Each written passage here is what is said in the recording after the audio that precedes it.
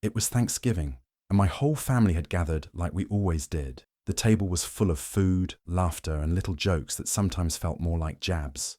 I had learned to smile through it all. Being the quiet one, I stayed out of the way and helped where I could. Stick with me while I share my story, and if it touches you, don't forget to support our channel by hitting that subscribe button, dropping a like, and sharing it with the people you care about. My sister, Tara, asked to borrow my laptop to check a recipe for her famous sweet potato pie.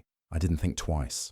I handed it over without a second thought. A few minutes later, I noticed the room had gone silent. I looked up and saw everyone staring at her. She was holding up the screen with a strange look on her face. She had accidentally opened a bank document, one I had saved for my accountant. On it was the truth I had kept to myself for years. I had $15 million in my account. The silence was heavy. Then came the questions. My older brother leaned forward. Where did this come from? My aunt's voice was sharper. Why didn't you tell us? My mum just stared at me, like she didn't know who I was anymore. All of a sudden, everything changed. I wasn't their daughter, sister, or niece. I was a walking bank account. The warmth in the room disappeared. The smiles turned into frowns. The love, it felt fake. I tried to explain, but they didn't want to hear it. Tara looked at me with this strange mix of envy and anger. I could feel something shifting. Deep down, I knew in that moment I wasn't family to them anymore. I was a target. After dinner, while I was helping clear the plates and tidy up, I noticed my family giving each other strange looks. It felt like something was building, like a storm waiting to break. As soon as the dishes were done, they asked me to sit in the living room with them. I thought maybe they wanted to talk about the earlier discovery, maybe apologize for how tense things got. I couldn't have been more wrong. I sat down, and within seconds, the energy in the room shifted completely. My sister Tara was the first to speak. We just want to understand. Why would you keep this from us? We're family. You know we've always supported you. Her tone wasn't warm. It was sharp, too controlled, too rehearsed. Then my older brother chimed in. We raised you. You wouldn't be where you are without us. We sacrificed a lot. My aunt added, what's ours is yours. That's what family means, right? I just sat there, trying to stay calm, but it only got worse. Tara stood up and said, look, we're not asking for everything, just a fair share, 1 million each. Think of it as rebalancing. Rebalancing. I wanted to laugh, but I didn't. I looked around the room at the people I had called my family all my life and said, this isn't a discussion. I'm not giving out money just because you feel entitled to it. That's when everything exploded. My mum broke into tears. She covered her face and said, after all we did for you, this is how you treat us. My dad shook his head and said, you used to be so humble. Money has changed you. I tried to speak, but no one wanted to listen. My words didn't matter anymore. I wasn't their daughter. I was their disappointment. My siblings, cousins, even the in-laws who barely spoke to me before, suddenly had strong opinions, cold eyes, cold hearts. It was as if the years I spent working hard, sacrificing sleep, time, and relationships to build my life meant nothing. All they could see now was the number in my bank account. I stood up slowly and said, I'm not the enemy here. I worked for everything I have. Tara rolled her eyes. And you still can't spare a little for your own family? That word, family, never sounded so ugly. That night, I realized their love had a price tag, and because I wouldn't pay it, I no longer belonged. I didn't become wealthy overnight. It took years, late nights, sacrifices, and learning through failure. While everyone thought I was just doing okay, I was building something quietly, on my own. I had a full-time job, but I also had a side hustle. What started as a small freelance project turned into a steady second income. From there, I started investing, first in stocks, then real estate. I studied, took risks, and reinvested every extra dollar I had. No one knew about it because I never told them. I had learned my lesson early on. Every time I mentioned even a small success in the past, like a bonus at work or a promotion, someone in the family suddenly needed help. A cousin would ask for rent money. My brother would say his car broke down. My mother would suggest I cover someone's tuition. And the moment I said no, I was called selfish, cold, or ungrateful. It didn't matter how much I had already given. It was never enough. So I stopped sharing. I kept my wins to myself. I lived modestly on purpose. I didn't buy flashy things. I didn't show off. I didn't want attention. Not because I was ashamed of my success, but because I knew what it would attract. It wasn't about being greedy. It was about protecting my peace. I was tired of being the one everyone ran to, the one who was supposed to fix everything while no one ever asked how I was doing. I wanted to build something that was mine, earned, not owed, and I did. But I did it quietly, silently, because I knew that if they found out too soon, they'd try to take it from me. Not directly, maybe, but in guilt, in pressure, in obligation. Keeping it a secret wasn't easy. There were times I wanted to share my excitement, celebrate with someone, but I didn't trust anyone enough to be honest. Not even my own family. Looking back, I know now, I didn't hide my fortune out of pride. I hid it out of survival. The moment I said no to their demands, it felt like a switch flipped. My words didn't just disappoint them, they enraged them. My refusal wasn't seen as a boundary, it was seen as betrayal. "You've abandoned your roots," my uncle said, standing with his arms crossed like I was some stranger in his house. My aunt shook her head in disgust. "Money has made you arrogant." Tara, of course, was the loudest. "You think you're better than us now, but we were there before you had a dime." I stayed silent. What could I say that would make them see the truth? That I hadn't changed? They had. Or maybe they had always been this way, and I was just seeing it clearly for the first time. Before dessert could even be served, my mum told me I should leave. Her voice didn't tremble. It was cold and final. "You don't belong here if you can't support your own family," she said. "You've made your choice." I stood up, trying not to shake, and grabbed my coat. No one tried to stop me, not even my dad. No one asked if I was okay. No one said goodbye. I walked out of that house in silence, but inside, I was screaming. How had we gotten here? One moment we were laughing over turkey and stuffing, and the next, I was being cast out like a stranger. Later that night, I checked the family group chat. My name had been removed. I was no longer included in the shared memories, the planning, the jokes. Then I saw something that really hit me. My mum had posted a photo of the family at dinner on Facebook. Everyone was smiling, everyone except me, because I wasn't in the picture. But what cut deepest was the caption. "So thankful for my loving, complete family." Complete, like I was never part of it. That was the moment I stopped crying and started accepting the truth. They didn't love me unconditionally. They loved me when I was useful, when I could be leaned on, when I played the role of helper, provider, fixer. But now that I was standing up for myself, I was disposable. I wasn't their daughter anymore. I was the outsider who said no, the one who dared to keep something for herself, and for that, they erased me. They didn't push me away because I had money. They pushed me away because I refused to give it to them. A few days after Thanksgiving, I started noticing strange messages in my inbox. At first, I ignored them, just random people calling me selfish, greedy, heartless. But then it got worse. Screenshots started coming in from people I barely knew.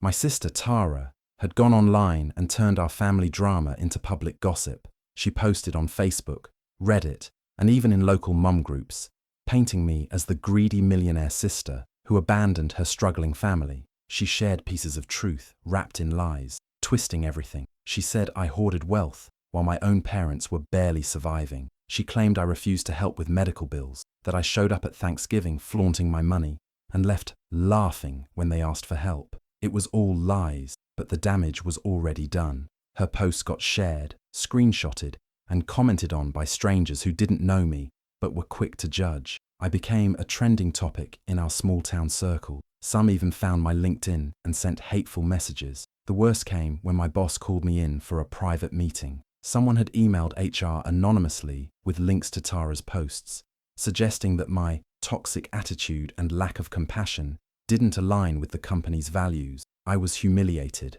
My personal life had spilled into my professional world. I calmly explained what really happened, and thankfully, my boss believed me. But the trust I had built at work felt shaken. I knew people were talking, whispering, judging. Meanwhile, my family acted like this was all part of some moral lesson. Tara messaged me once, not to apologize, but to say, "Maybe now you'll understand how it feels to be rejected." My mother, when I confronted her about the online slander, simply said, "You brought this on yourself. If you had just shared, none of this would have happened." That's when it hit me. They didn't care about the truth. They didn't care about the pain they were causing. To them, this was justice, their way of teaching me a lesson for saying no. But I wasn't going to let them rewrite the story. They may have turned the world against me for a moment, but they would soon learn. I wasn't someone they could silence or shame. I reached my breaking point when someone from work forwarded me another cruel Reddit thread about me. It was full of personal details, things only family would know. I realized that staying silent wouldn't protect me anymore. If anything, it was only making things worse. So I did what I should have done the moment Tara opened her mouth. I called a lawyer. I explained everything.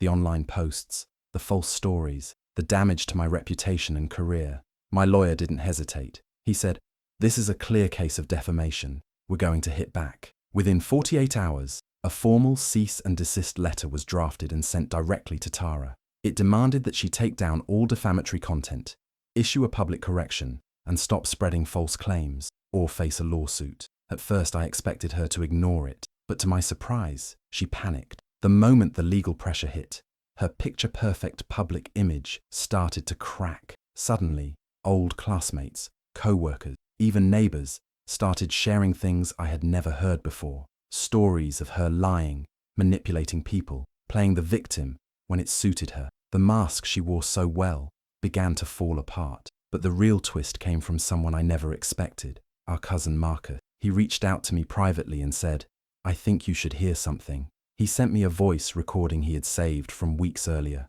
In it, Tara was talking with one of her friends, laughing about her plan. "Once I get into her laptop, all I need is proof of that money," she said. "Then we'll make it go viral. I bet she'll give in once people start turning on her." I sat there listening, stunned. It was never about a misunderstanding or hurt feelings. It was a setup. She had planned the entire thing before Thanksgiving even started. She wasn't shocked by the bank statement. She was looking for it. With Marcus's permission, my lawyer added the recording to our evidence. The case against Tara wasn't just emotional anymore. It was legal, undeniable, and well documented. I didn't feel victorious. I felt betrayed all over again. But I also felt something else. Relief. Finally, the truth was coming out. Tara wanted to destroy my name. Instead, she exposed her own. After Marcus gave me the recording, he didn't stop there. He felt guilty for staying quiet, and when he realized just how deep this betrayal went, he decided to help me dig further. What we uncovered was worse than I ever imagined. He showed me old emails and conversations that hinted at something bigger, financial trouble my family had been hiding. Turns out, my parents had co-signed several risky loans for Tara over the years. She had a history of reckless spending, trying to keep up a lifestyle she couldn't afford. From luxury handbags to spa memberships, and even a failed online boutique, she owed more money than anyone had told me. When the bills caught up, she panicked. She started skimming money from her job at a local non-profit, rerouting small donations and blaming clerical errors. But when things started to unravel and her employer began asking questions, she deflected suspicion by saying she had loaned money to me that was never returned. Yes, she had actually told her boss I was the reason her finances were a mess. With Marcus's help, we traced documents and pieced together the timeline. It was obvious. Their financial ruin wasn't sudden. It had been years in the making, and when they found out I had millions sitting quietly in my account, they saw it as the perfect solution. They didn't want to talk. They didn't want to reconnect. They wanted to cash out. Then came another blow. Tara's ex-boyfriend reached out to me. I barely knew him, but he said, "I don't like what she did to you," and I kept the receipts. He sent me screenshots of their old DMs, months of messages between Tara and even my own brother, planning how to guilt-trip me during the holiday. She even joked about getting a few tears ready in case I resisted. It wasn't a spontaneous outburst at Thanksgiving. It was a trap. One built on lies, secrets, and desperation. They didn't just want a piece of my success. They were willing to ruin my name, my peace, and my life to get it. I used to wonder what I had done wrong. Now I knew. I had trusted the wrong people. After everything I had uncovered, I thought the worst was behind me. But then Marcus mentioned something strange he overheard at a family dinner weeks before Thanksgiving. My mum had made changes to her will, quietly, without telling me, and he was almost sure I had been removed from it. I didn't want to believe it. As much as my mother had hurt me, I never imagined she'd go that far. But I had to know the truth. So I pulled some strings through a friend in legal circles and found out it was true. A new trust had been created, just a few weeks before Thanksgiving. And I wasn't in it. I wasn't just written out. I was erased. My name, which had always been listed equally alongside my siblings in the old documents, was now gone. Everything was split between Tara, my older brother Jason, and a smaller portion to my aunt. The reason? My mother believed the money had changed me. that I had become prideful, cold, and selfish. But that wasn't her opinion alone. It was planted by Tara and Jason. I could see their fingerprints all over the changes. They knew they couldn't control me, so they tried to punish me, make an example out of me. They told my mom I was cutting ties, becoming too good for the family. And in her fragile state, she believed them. It was a punch to the gut, not because I wanted the money, but because it showed me how little they truly knew me. Or maybe they did know me, and they just didn't care. The only light in that darkness came from my Uncle Martin, my father's younger brother. When he heard what had happened, he reached out. He told me he had always admired my independence, that the family had secretly resented it for years. While I was building my life, refusing to lean on anyone, they were whispering behind my back, saying I thought I was better than them. Uncle Martin said something I'll never forget. They don't hate you for having money. They hate you for not needing them. That hit hard. It explained so much. My whole life, I thought staying quiet and humble would earn me love. Instead, it made me a threat. Now I understood why they turned on me so easily.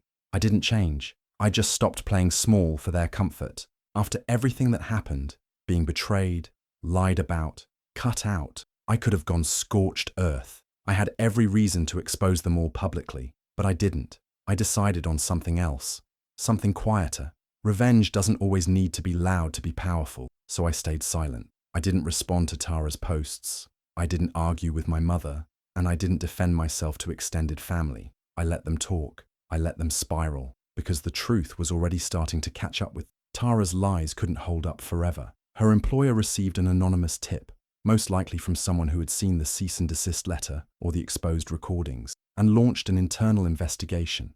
It didn't take long to uncover the missing funds and suspicious transfers. Just weeks later, she was fired. Her name wasn't just tarnished, it was ruined in her industry. As for my parents, the financial mess Tara left behind finally caught up with them too. The bank foreclosed on their home, my childhood home. It broke my heart, but I didn't bail them out. Not this time. I let the process happen, and when the house went up for sale, I quietly bought it through a holding company. They never even knew it was me. I didn't buy it to throw it in their faces or to kick them while they were down. I bought it to protect the memories that mattered to me. That house held pieces of my childhood that deserved better than to be lost in a fire of betrayal and greed. I also started a scholarship fund, named after my late grandmother, the one person in my family who always showed me unconditional love. The fund supports underprivileged students from my hometown. I made sure it was well publicized, but I kept one detail clear. No current family members were involved. People noticed, reporters asked questions, and when I was invited to speak at the scholarship launch, I told the truth, without naming names. Sometimes the people you love most will try to dim your light, but you owe it to yourself to shine anyway. That was my quiet revenge. No drama, no screaming matches, just living well, giving back, and rising above them all. They tried to destroy me, but they only exposed themselves and lost everything in the process. Cutting ties with my family was one of the hardest things I've ever done. For a long time, I kept hoping they'd come around, apologize, or at least show some regret, but they didn't, and holding on to that hope was only hurting me, so I let go, for good. I moved to a new city where no one knew my story. I got a fresh start, free from judgment, guilt, and manipulation. Slowly, I rebuilt my reputation and my peace of mind. I stopped checking their social media, stopped wondering what they were saying about me, and stopped needing their approval. That's when something unexpected happened. I reconnected with someone from my past, a friend who knew me long before the money, before the drama, before any of this mess. She never saw me as a bank account, just as me, and for the first time in a long time, I felt seen, truly seen. We started dating, and it's been nothing like the chaos I came from. No mind games, no guilt trips, just kindness, laughter, and peace. And that's all I ever wanted. If there's one thing I've learned through all of this, it's this. You don't owe anyone a single cent for simply surviving, especially not family who only shows up when it's time to eat, when there's something to take, not something to give. Sometimes, peace means walking away, even when it hurts. Because not everyone who shares your blood deserves a place in your heart. Do you think I did the right thing by walking away from my family? Or should I have given them one more chance? I'd really love to hear your thoughts. So drop a comment and let's talk about it. And if stories like this speak to you, don't forget to subscribe. Hit that like button and turn on the notification bell so you never miss a new one. Thanks for being here.